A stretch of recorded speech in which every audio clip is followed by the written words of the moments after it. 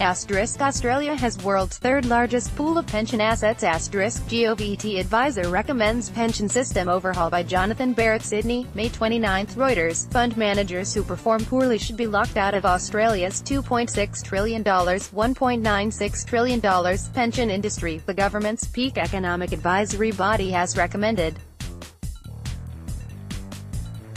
The Productivity Commission said in a report on Tuesday that a shortlist of up to 10 strong-performing pension products, chosen by an independent panel, should be presented to workers from which to choose when they enter the workforce.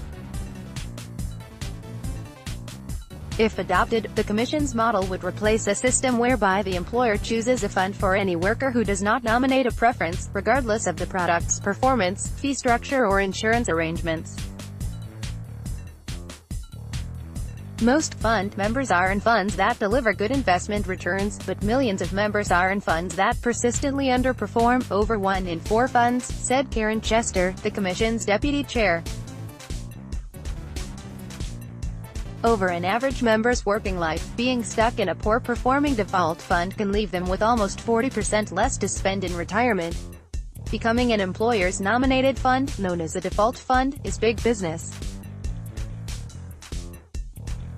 Australia boasts the third largest pool of retirement savings in the world. According to OECD data, the industry enjoys billions of dollars of guaranteed inflows a year, underpinned by a mandatory system where almost 1/10 of a worker's wage is deposited into a pension fund, known locally as a superannuation or super fund, to be accessed at retirement.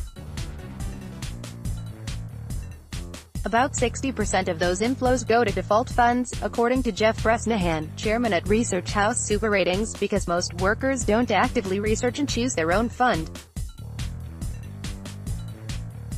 There will be some funds that have underperformed for some time and are still getting strong flows, Bresnahan said. Noted, however, that the Commission's proposal might not be workable, given it would be difficult to choose the best 10 products when performance can be cyclical, and funds must also be measured on their fee structures and life insurance arrangements. The Productivity Commission will hold public hearings next month before finalizing the recommendations it sends to the government for possible implementation. Pension assets totaled $2.6 trillion at the end of the December 2017 quarter, according to the Association of Superannuation Funds of Australia. Last year, the asset pool grew in size by 10.1%, driven by investment returns and new contributions. Any move to change the default fund system would likely ignite a new battle between commercial, or retail, funds and the country's union-backed industry funds. Industry funds have historically dominated the default market, locking in agreements with some of Australia's biggest sectors, including manufacturing and education. Commercial funds, run by the major banks and wealth managers, have lobbied the centre-right federal government for better access to employers to directly negotiate default arrangements.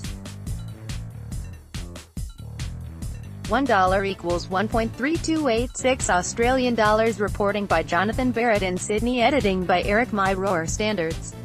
The Thomson Reuters Trust Principles.